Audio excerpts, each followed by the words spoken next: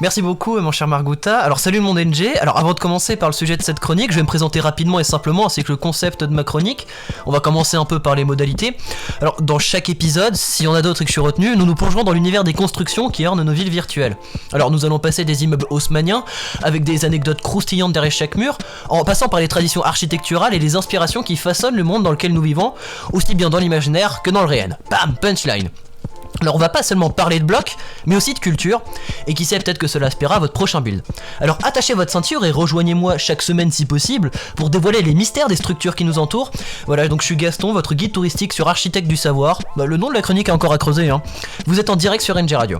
Alors même si nous sommes en plein mois de Noël, je me suis dit, il fait froid, alors pourquoi pas se réchauffer? Aujourd'hui je vais donc vous emmener dans un pays qui a pas mal servi de combustible récemment, je parle bien sûr de la Grèce pendant les grandes vacances. Mais focalisons-nous plus précisément, et pour cela nous allons monter en moins 447 avant Jésus-Christ à Athènes, une cité-état de l'Attique, c'est une région de la Grèce. Cité reconnue comme une thalassocratie. Donc une thalassocratie, c'est une cité qui tire sa puissance de la mer, du commerce maritime, etc., etc. À cette époque, Athènes est de loin la ville la plus riche, la plus développée et la plus puissante du monde. On connaît souvent Athènes et Sparte, voilà, qui se faisaient la guéguerre. Et cette dernière n'a pas manqué de faire remarquer cette puissance, car le stratège Périclès, c'était en gros le chef de la cité à peu près à la même époque, décide de transférer tout l'argent de l'Alliance qu'il avait créé vers Athènes. L'Alliance, c'était la Ligue de Délos, mais ça, bon, c'est un autre sujet. Et quoi de mieux que d'utiliser cet argent pour construire un monument à la gloire d'Athènes et de leur déesse protectrice Athéna. J'ai nommé le Parthénon, qui va être le sujet de cette chronique, et qui se situe en haut de l'acropole d'Athènes, donc sur les hauteurs de la ville. Le Parthénon, c'est un peu l'idée que tout le monde se fait du temple grec, des colonnes avec des colonnes aux extrémités, et un toit triangulaire au-dessus. Simple, basique, comme dirait Orelsan. Mais ce qui change en premier, c'est la dimension. Et déjà, c'est assez big, c'est assez fat, et surtout la richesse déployée dans la décoration. Une statue d'Athéna tout en ivoire et en or avait été réalisée et placée à l'entrée, et de nombreuses statues peintes, dont la fresque, que certains doivent connaître, avaient été placées tout autour, fresques qui représentent des étapes mythologiques.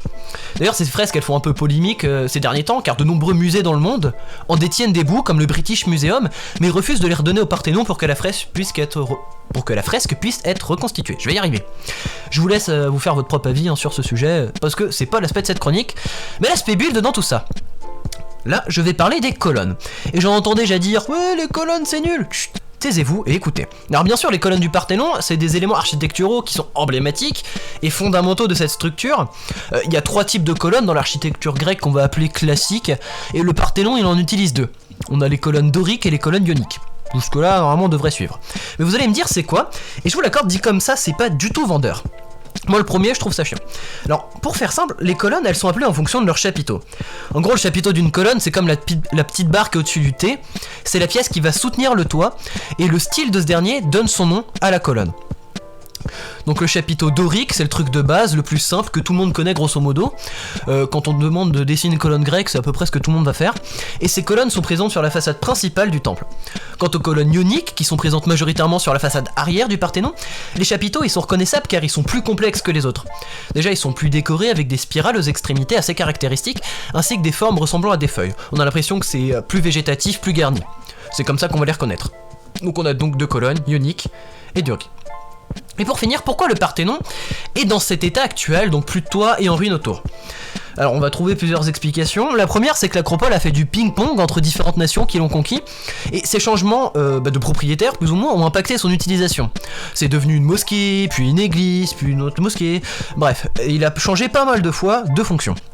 Mais disons que ce qui a vraiment changé, c'est qu'en 1687, quand Venise bombarde l'acropole, et donc le Parthénon, et tout de suite, ça tient moins bien quoi. Fun fact, les Ottomans avaient placé les réserves de poudre à l'intérieur du Parthénon, et du coup ça fait bim bam boum, ça fait pchit, et pouf, explosion, et plus de Parthénon.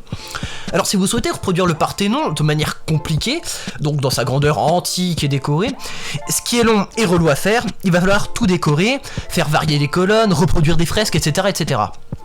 Ou alors vous faites tout simplement un rectangle de piliers sans toit avec des ruines autour pour une version plus moderne, sans prise de tête, mais qui peut très bien marcher, ça fait quand même un peu stylé, en plus c'est un monument historique. Alors ce bâtiment s'adresse surtout à des amateurs de l'Antiquité, plus dans le monde gréco-romain, donc si vous cherchez un build imposant, stylé et antique pour faire valoir votre puissance en Grèce ou ailleurs, le Parthénon il est fait pour vous. A vous de voir, c'était Gaston, notre architecte du savoir, je vous souhaite une bonne écoute sur NG Radio, et à la prochaine, ciao.